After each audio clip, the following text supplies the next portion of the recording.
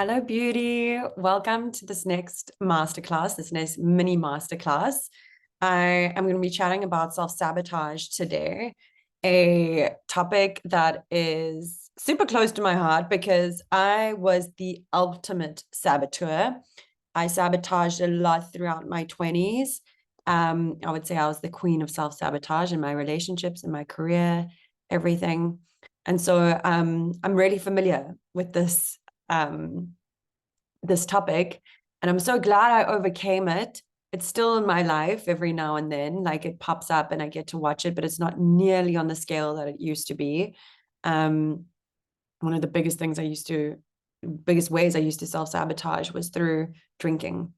And so I stopped drinking almost 5 years ago. I haven't had a drop of alcohol, and that really helped me to, it was just like, I kind of want to put this out there. Is like, what I want for you by the end of today is to like really identify what is the biggest way that I self-sabotage, because there are many ways that we self-sabotage. For me, it was drinking. It was like very obvious for me. And I just made it my life's mission at the time to go after that one thing and overcome that one thing, which for me was drinking.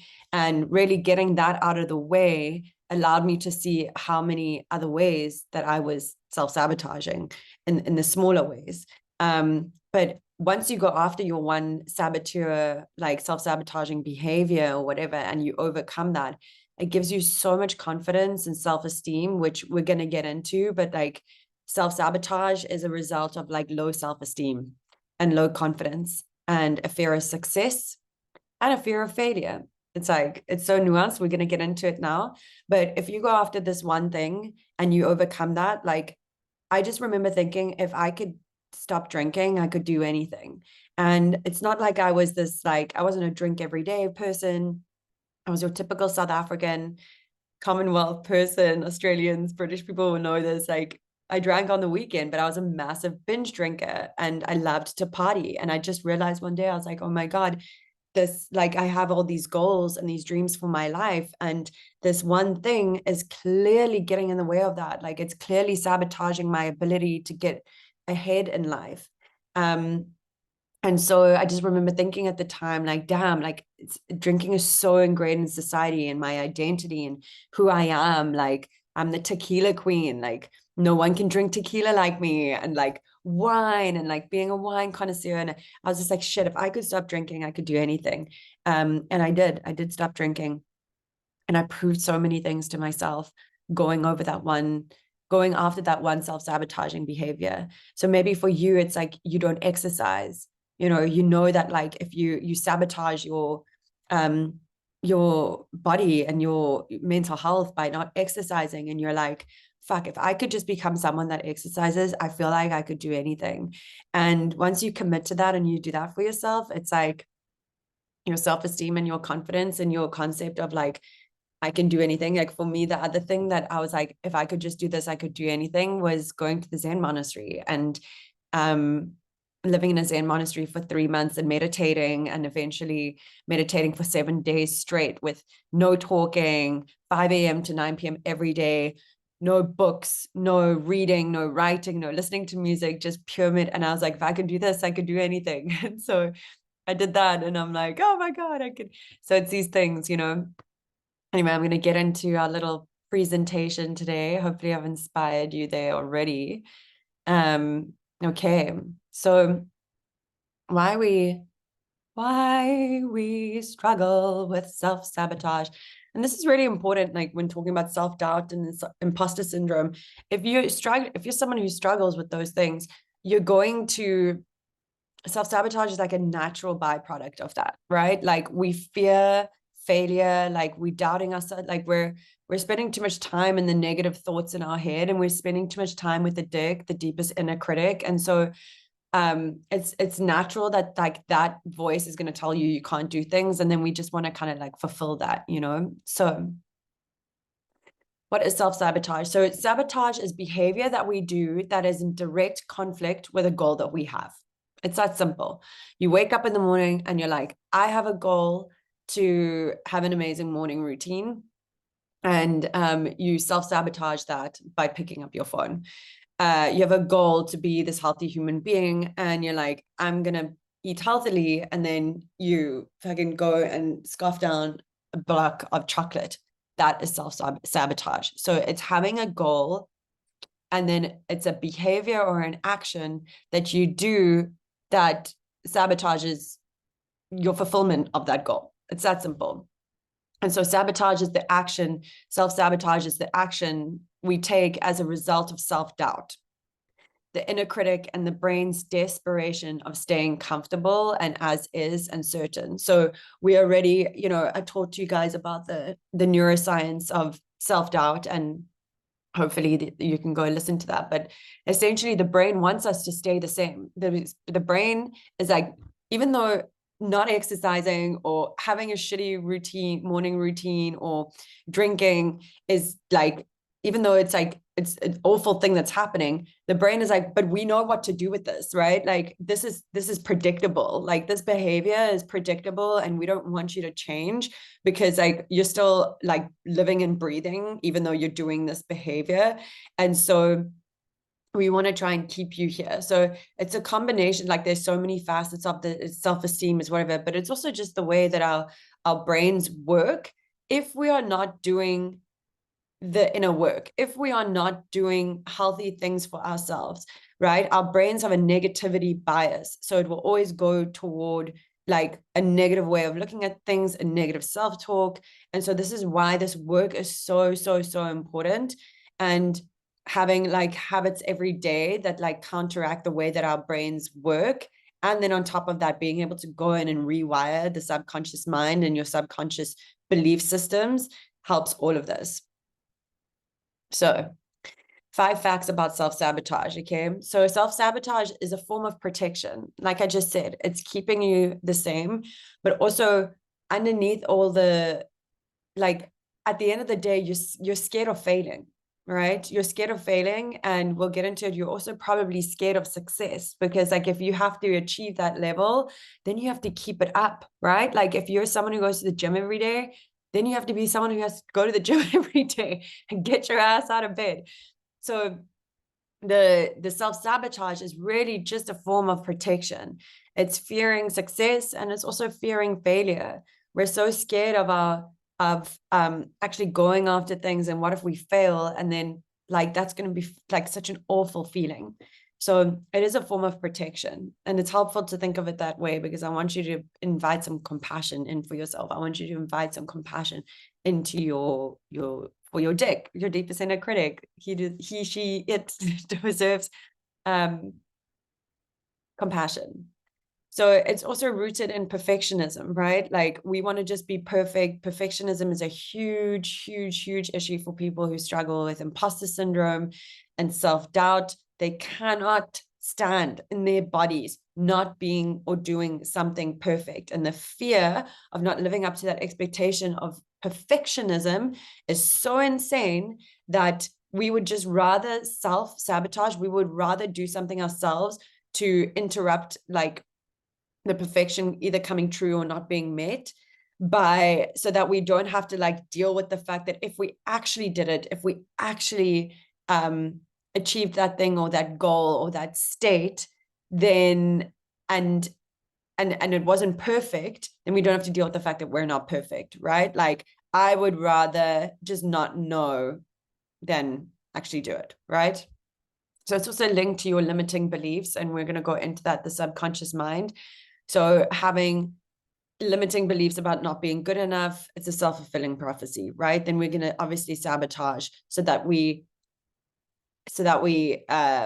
fulfill that belief, right? We've been talking about this all along. We have unconscious, subconscious, and we have conscious beliefs. Like you may be aware at this point, like, yeah, I often don't think I'm good enough. Well, until you actually rewire that and do the work to change that, you're always going to be fulfilling that belief. And so if you have the belief to be amazing, like a goal that requires you to be good enough, and you have the belief that you're not good enough, well, then you're always going to sabotage that goal so that you fulfill the belief that is sitting in your subconscious and conscious, right? It can also be a learned behavior. So growing up, if you watched adults around you self-sabotage a lot, if you watched your parents, if you watched your siblings, you can learn how to self-sabotage by the people around you, by your friendship groups. You know, I know a lot when I was drinking, I witnessed a lot of self-sabotage from other people. And I thought that it was okay that I self-sabotaged because like they were, right?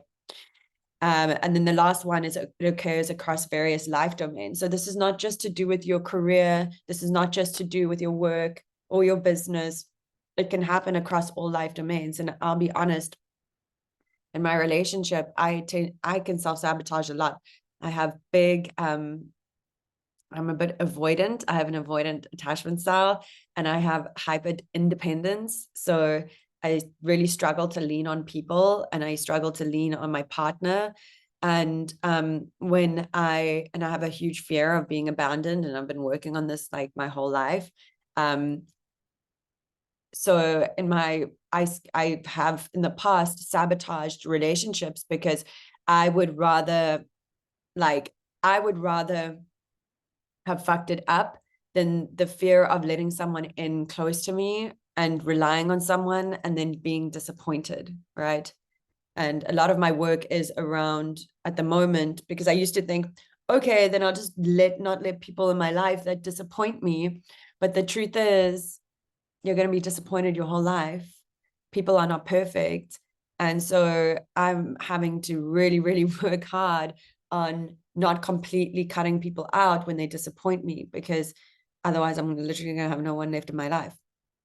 Well, that's what I learned a while ago. I'm good now, but that was like a huge thing. And it still pops up and I get to watch it, right? Like one of the things that we're going to talk about is like the key elements, and it's like self-awareness. So even though I'm like in the middle of a self-sabotaging behavior or about to, the key is like, how am I doing? Like the key is to realize, oh, I'm so self-sabotaging. Oh, I'm self-sabotaging. A lot of the time we don't even know that we are, because it's so unconscious and part of our DNA, you know, in the context of relationships for many years, I would just cut people out, which was a social self-sabotaging behavior. I have this goal of having lots of like friends or a romantic relationship and deep friendships. And I would, if someone let me down, I would just cut them out. And like, that's it. Like, I don't need you in my life. I'm okay on my own. That's my big story.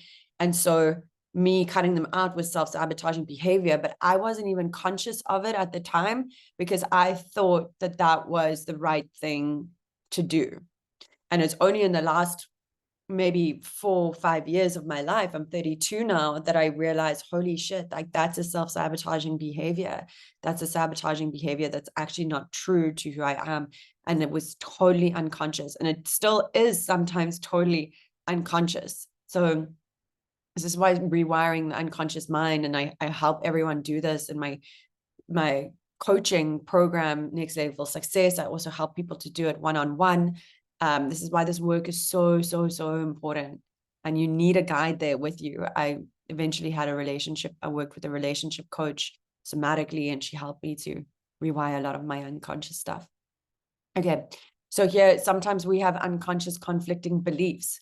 So an unconscious conflicting belief is so fucking interesting. And usually you do not know that you have it until someone is like, do you have this thing? Which is, I want to be rich, but I don't want to be an asshole. Okay. So we have this goal, which is I want to be rich, but there's this unconscious conflicting belief that people who are rich are assholes.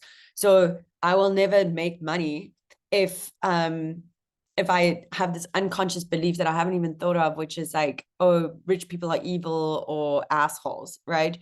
So when we have unconscious conflicting beliefs, we sabotage subconsciously. Well, we sabotage and we don't really know why, but actually it's because there's this totally unrelated belief at the back of your mind that you don't even know about, or you do know about, but you haven't actually put two and two together, that like it's conflicting here.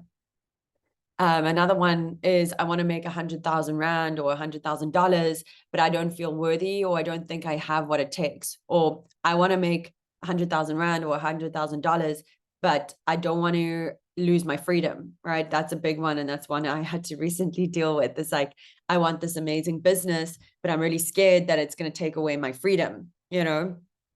And so I had to like look at that belief and like realize, oh my God, this is what's going on here. And I had to rewire that freedom belief by like sitting with a coach and doing the work and doing my process as well, that I have in module 2 of my program, which is really amazing. Anyway, so when we practice uprooting our core beliefs, when we practice not letting the dick win, when we practice regulating our nervous system, when we rewire our subconscious beliefs, we sabotage less, right? So they're all connected. We rewire our core beliefs, we practice the self-talk, we practice regulating our nervous system, which so important, like breath work, these somatic practices, meditation, dance, all those things that regulate our nervous system. And when we rewire our subconscious beliefs, we can actually begin to sabotage less. So 3 key elements that need to be in place to not self-sabotage. So you have to have self-awareness and self-awareness in your subconscious beliefs. So you have to realize, like I said, like I had my story and I still have it in my relationship with my story. When my partner upsets me, it is crazy how quickly I go into, I don't need anyone. I don't need this guy. I don't need this guy in my life. I'm going to be fine. I went to boarding school at the age of 10 years old, and it was very traumatic for me. And I learned at that, like in that time, I made a vow, which is like, I'm never gonna need anyone again, because no one is coming to save me. So it's just up to me, and fuck everyone. I'll never need you again. And so that plays out still in my relationship. I've worked on like a lot of the core things, like thank God, because I probably would have left the guy.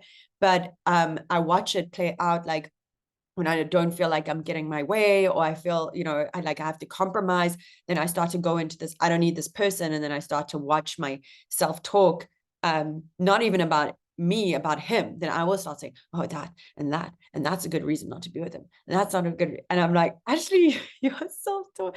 So yeah. So having that self-awareness, right? And the subconscious beliefs.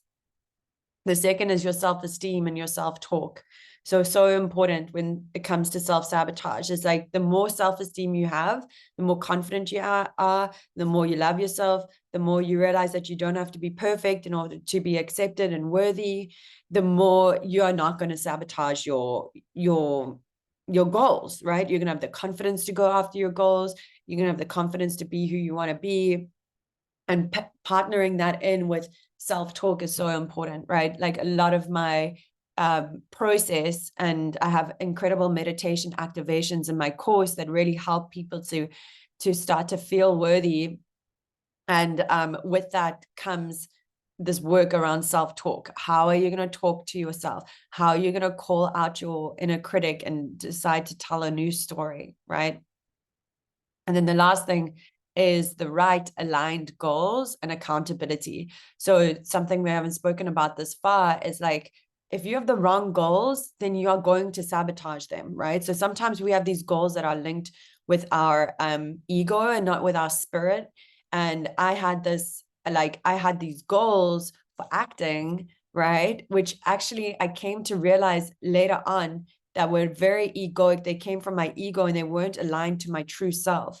And when I did this mindset manifestation course for actors, which is what inspired all this work, there was this part in the process where she got us into a meditative state, and she said to us, if you had $1 million and you couldn't fail, what would you be doing with your life? And she's like, just write. And so I just wrote.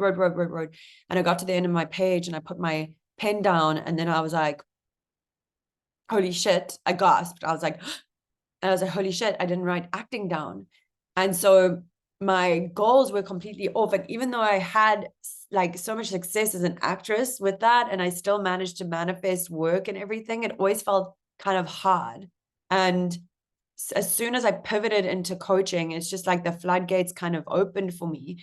And I was able to really lean into that. And, it's not perfect for sure. Like, there's still challenges in my business and all of that. So I wouldn't say it's perfect. If any coaches are listening to this, I would say like business is a whole other journey, but it's very different. I'm able to stay in the game and I'm able to not self-sabotage because I have this very aligned goal and purpose around the coaching.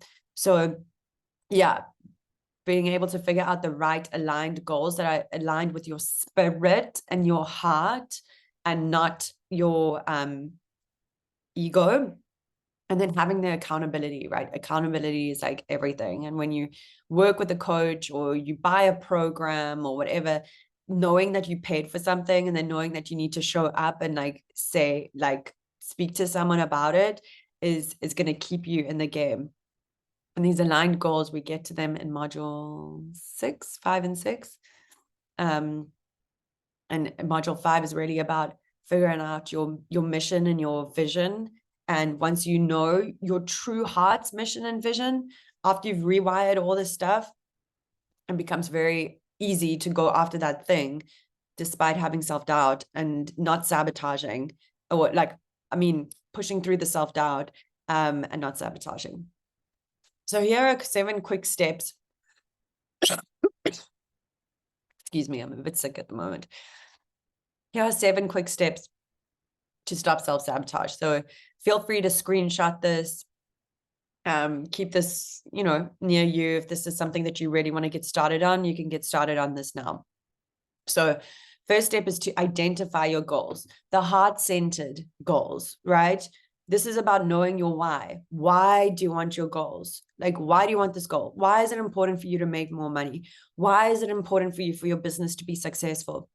Why is it important for you to get the job that you're looking for? Why is it important for you to get this raise or promotion or start the business? Why? So getting that goal down and then really understanding why, and how, like, why, and make sure that this goal, when you start doing your why, make sure through the why, you'll start to realize, is it heart-centered? And is it coming from my highest spiritual self? Step 2 is to identify the actions and behaviors that are getting in the way of those goals. So sit down and look at this goal that you have. Once you know it's heart-centered and from the highest self, and really get real with yourself and realize, what am I doing in my day-to-day? Just look at one day. What am I doing in one day that gets in the way of this goal? What are all the actions and all the behaviors that are getting in the way of these goals?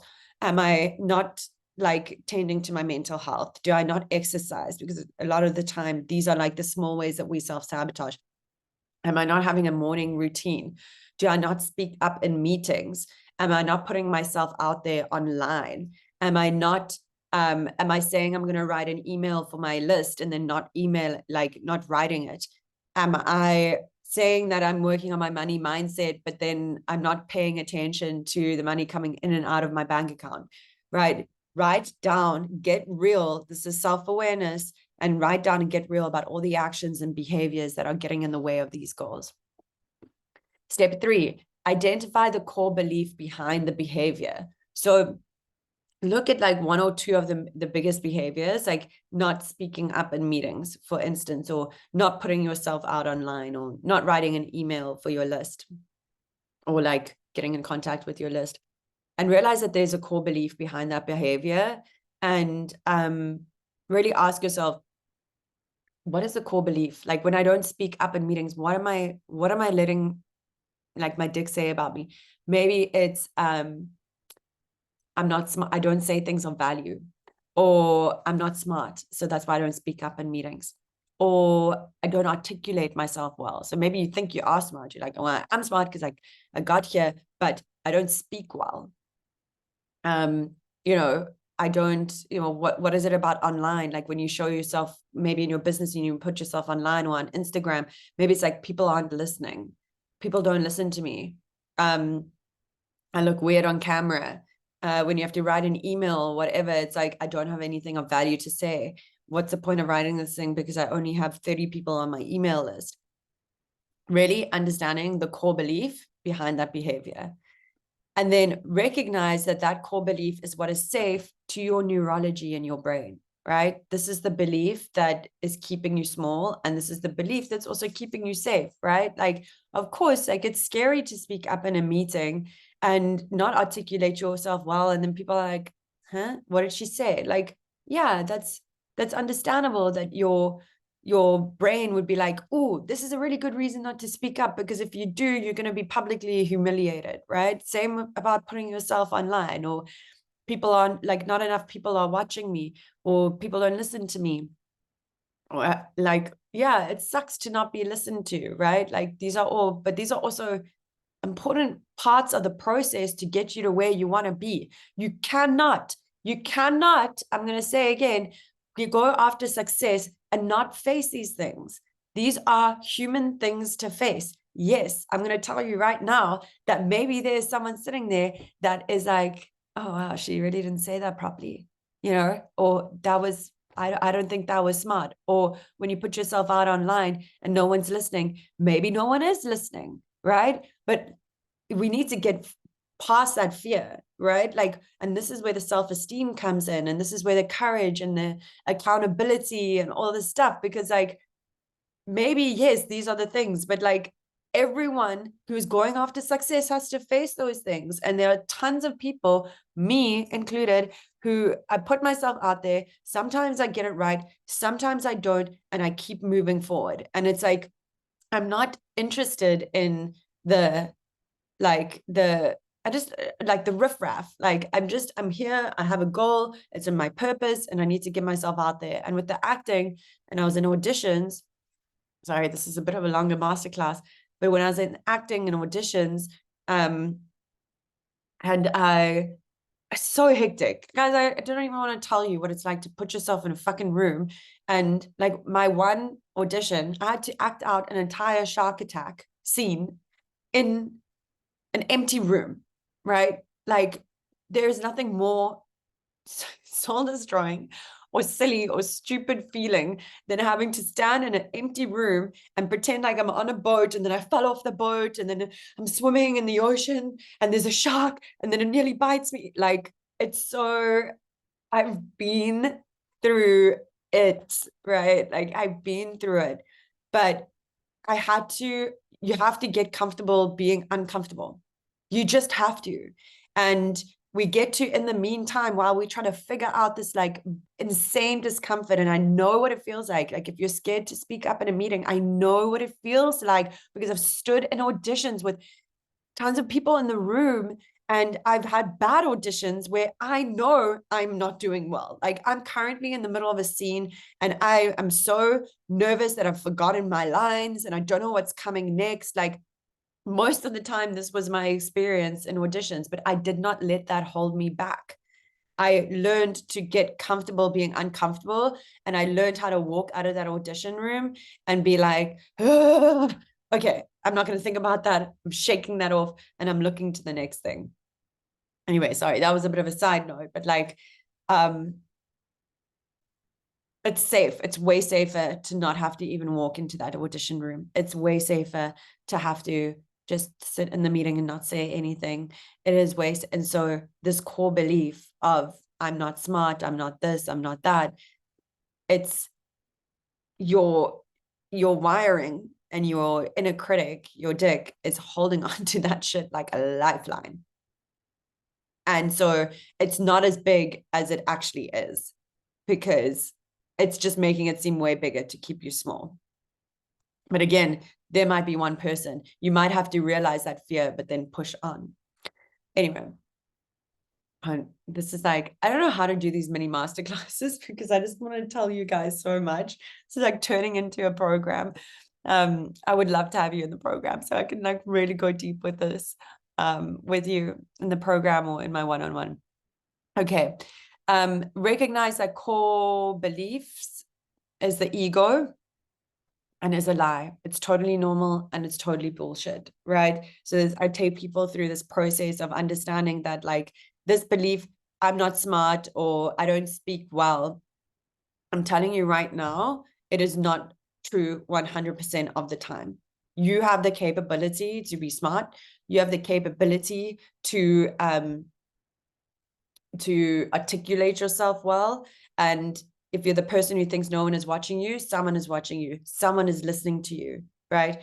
Your work is of value. And so really understanding that this core belief is a total lie and it's totally normal to have that lie, but it's also totally bullshit, right? It's totally normal to think that and I just want to normalize that. Like, it's totally normal for you to think that you are not smart enough or you don't articulate yourself. It's also totally bullshit. You do, you can, you can, because you've had moments in your life where you did.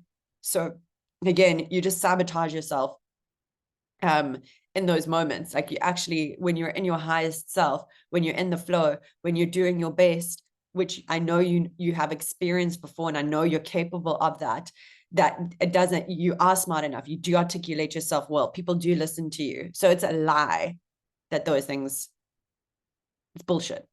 It's bullshit. Okay. Practice pattern interrupt and nervous system regulation. So pattern interrupt is noticing when you're saying this to yourself, I'm not smart. It's going, oh, that's my inner critic. Always get people to name their inner critic. Oh, that's my inner critic. And then nervous system regulation is really just about taking a breath and creating some space, right? So this is why meditation can be really helpful as a result. Like, I'm not going to go into it. I don't have time. You interrupt the pattern, you take a breath, and I want you to use the 4 breath. It's actually really great. So you're going to breathe into 4, 2, 3, 4, out, count to 4. And just in that, you've created a little pause and a little space in your neural pathway. And I want you to give yourself some other kind of affirmation there. If I have an amazing set of affirmations, it's an audio bundle, and send me a message. I will send you the audio bundle if you want to buy it. And if you're watching this, tell me you watched this and I'll give it to you for $17, because usually it's $77. But you're going to interrupt your pattern.